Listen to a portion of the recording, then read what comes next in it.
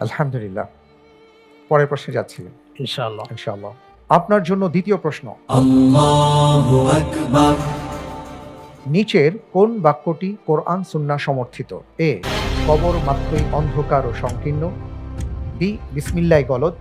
C, আল্লাহ আপনাকে নেক হায়াত দান করুন।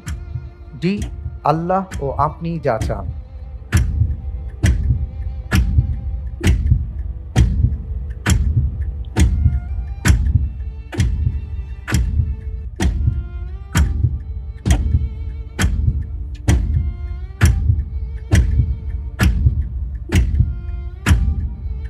সময় ফুরিয়ে যাচ্ছে, দ্রুত বলতে হবে।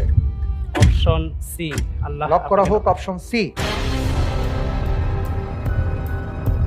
আপনি বলছেন যে আল্লাহ আপনাকে নেক হায়াত দান করুন, এই বাক্যটি কোরআন সুন্নাহ সমর্থিত। সঠিক উত্তর। আলহামদুলিল্লাহ। আলহামদুলিল্লাহ, জি। এখানে বিশেষ করে দুটি কথা আছে, যে দুটি কথা খুবই মারাত্মক জি। এবং হারাম এবং গুনাহের।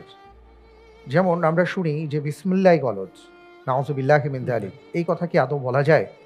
বা আল্লাহ ও আপনি যা চান, আল্লাহ যা চাইবেন সেটা হবে, ইনশাআল্লাহ। আমরা চাইলে হবে না।